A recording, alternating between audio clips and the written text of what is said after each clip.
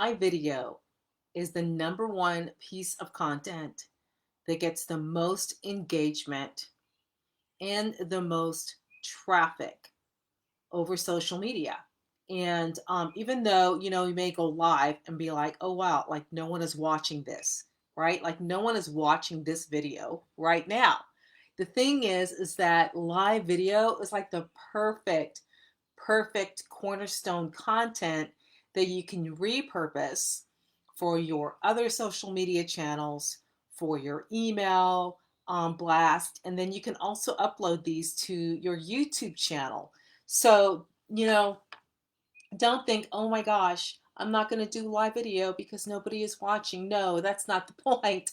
The point is that you are creating great cornerstone content that can be repurposed for, your other socials or for your email or for your Twitter channel or your LinkedIn account.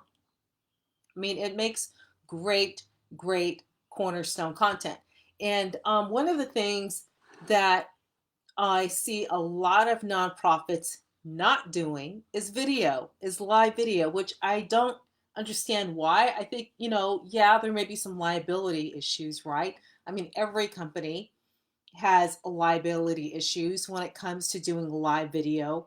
You don't want to, I mean, there's certain rules, procedures, guidelines, whatever that you need to follow when you release information. But live video is like the main, one of the main things that I tell nonprofits that they need to do more of. And so I just did a live video this morning for a client called Project Lydia, where I talk about one of their products because it's an economic empowerment project for women. And when I look at the product picture on its website, I don't think that it does the product justice in showing the incredible craftsmanship that the volume is low, that this video, not video, but that the bag has. That the bag is the craftsmanship that goes into creating that bag. And so I did a live video this morning showing how beautiful this bag is, and retelling the story of why Project Lydia does what it does in helping women earn a living so they can provide for their children, because these are women that have been abandoned by their husbands in these rural villages in Uganda. And when they are abandoned, I mean, they usually have like, I mean, 6, 8, 10 kids. It's so common, and they are usually not, they didn't go to school. And so Project Lydia gives them a means to where they can provide for their children and send them to school. And so here's some ideas that I have for nonprofits for live video. Um, Show your impact, okay? It doesn't have to be like a perfect broadcast setting, perfectly scripted and showing the impact of your work.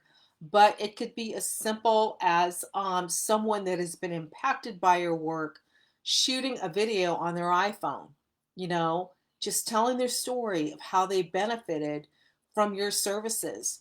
And with smartphones nowadays, with Android or iPhones, their recording features are so rich that they could literally just shoot, a video on their phone and send it to you, or you could set up a day at your office or do an interview over Zoom and stream it live, and interview the person who was impacted by your services over, Zoom, and stream it over your social media, or you just do it over Zoom and edit it and then post it.